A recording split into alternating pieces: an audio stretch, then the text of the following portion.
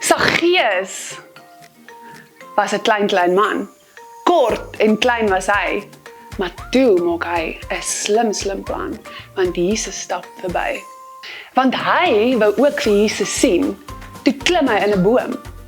Maar Jesus sê, Saggeus, klim af, want ek wil by jou woon. So, die stukkie, gediggie en die Bybel, die stukkie in die Bybel, sê dat Saggeus 'n baie slim man was. So ek het vandag sinonieme wat ons kan leer. Sinonieme is woorde wat anders geskryf word, maar dieselfde of soortgelyke betekenis het.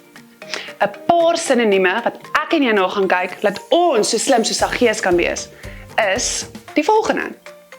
Ons kyk na klein. Klein is beperk. Dis hy. Ek moes daarin gaan soek het, want ek het nogals gesukkel met hom. Kort is pittig. Interessante woord, né? So lekker woord. Pittig. Slim is, dis reg, intelligent. Dis nogals 'n woord wat ons almal gereeld hoor, né? Slim, intelligent. Sien is waarneem, of jy neem waar. Stap is wandel of loop. Dis maklik, né? Julle het hom geken, ek weet dit. Dan woon, baie professionele Afrikaanse woord, is tuis gaan. Dis bietjie te hoog na my sin, né? Nou toe, julle het nou hierdie sinonieme geleer vandag.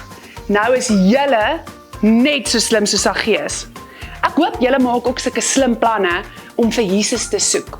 Jesus is eintlik baie naby, so jy hoef nie te hard of te veel te dink nie, maar ons moet probeer.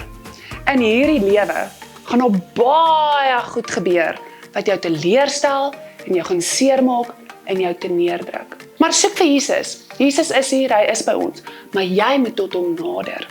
Lukas 19 vers 10 sê, want die Seun van die mens het gekom om te soek en te red wat verlore was. En dit is ons almal.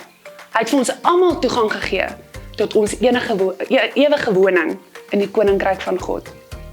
Nou toe maatjies, ek hoop julle voel nou baie slim. Ek sien julle volgende keer weer. Bye!